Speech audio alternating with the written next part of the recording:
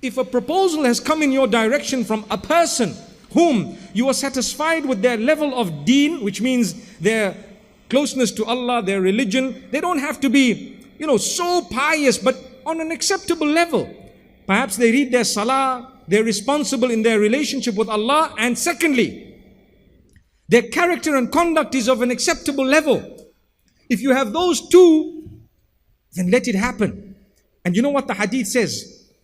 If you don't, oh, this is my favorite part. Do you know why it's my favorite part? We say it, we repeat it, and we see parents do exactly the opposite and face the same consequences mentioned by the Prophet ﷺ, and they blame everyone else. So the hadith says, if good character came to you with decent deen. Now, what does good character mean? You need a responsible guy, responsible person. So you have responsibility, mashallah. They're responsible and they have deen. They're good character. I can talk to a young man for a few moments and I can have an idea of how he carries himself. For example, I may not know the details. I could find out. You could go deeper and deeper. And don't just be satisfied at a statement uttered by someone. You know what? Yeah, this guy is like that. No, sometimes they have ulterior motives. I've known of many cases of people whom the parent asks one of their relatives, a brother or a sister or someone, that, my daughter is interested in this guy. And they say, no, he's on drugs. But you know what? He's not. So why did they say that? Because they were eyeing out the same child for their daughter. Subhanallah. Wow. It's a reality. You may not like what I just said. There are some from amongst you who are really, really in that situation. Subhanallah.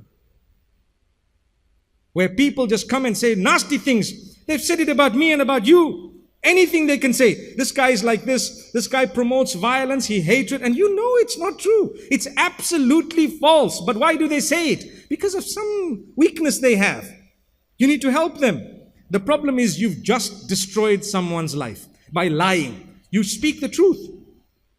If you don't know, say, look, I really don't know. And if you know something, you say, look, I know something. It doesn't mean they're still like that, but I do know perhaps some time back this was the issue and the problem.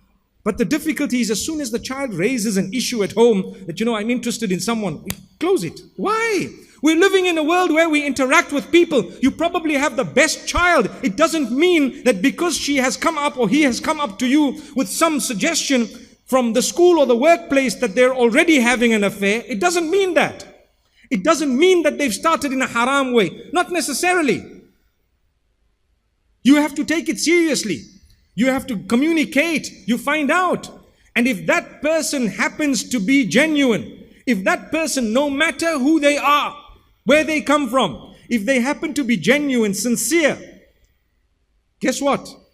You're going to have an uphill task trying to say no now because you have Allah and His Rasul on one side and you have your ego on the other.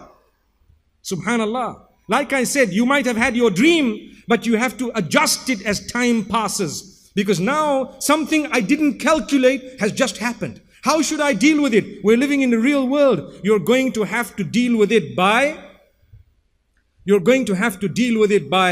facing it, by understanding it. Like I said, look at the guidelines of the deen and try your best to help your child. My beloved children, definitely take what your parents have to say seriously.